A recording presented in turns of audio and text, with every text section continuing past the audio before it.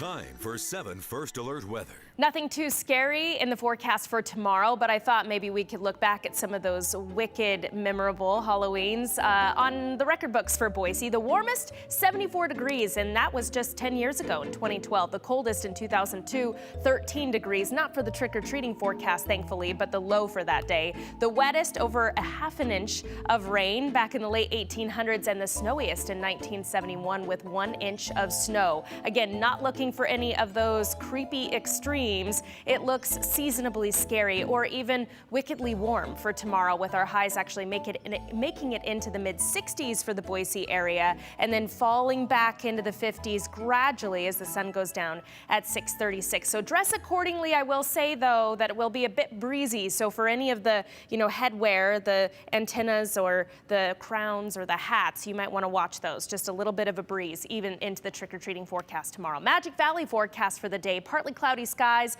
low to mid 60s, about 5 to 7 degrees above seasonal averages for tomorrow, and an anomaly with a day with valley highs in the 60s. It hasn't really happened throughout this season except for today. A little bit more cloud cover through the west central mountains. That's true into the second half of the day. That's ahead of our next system that's starting to work in, and we'll talk more about that. Partly cloudy skies, low to mid 60s for the lower Treasure Valley, and a similar story for the upper Treasure Valley as well. 65 in Boise for the Halloween forecast. So we take a look at the bigger picture here. All things considered, through the weekend, we've been pretty close to seasonal averages. That's because we've been under more of a zonal flow, that straight across wind streams that you're seeing there. But this trough is going to drop to the south, and as it does so, it puts us on more of a southwesterly flow aloft, and that's going to boost our temperatures up for Monday. Now, the forecast for Tuesday looking warmer than it did a couple of days ago because that timing of the cold front is slowing down, but eventually the front will move through, and look what it does to our temperatures, dropping our highs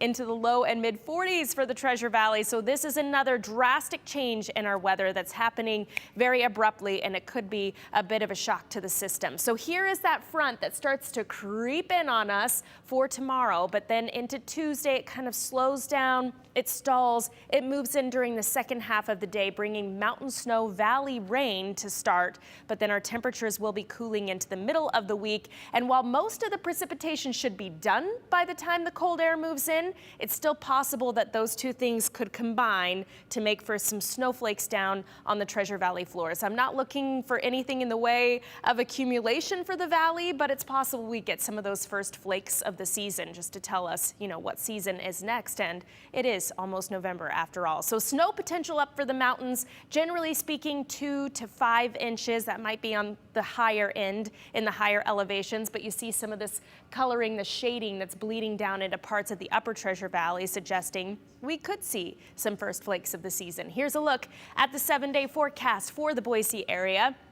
Cooling down significantly for the middle of the week, and I will say next weekend, while there looks like a very likely chance we get our next round of inclement weather, the timing is still a little bit vague, so we'll have to nail down those details as we cruise through the week and get through the holiday ahead as well. Doug?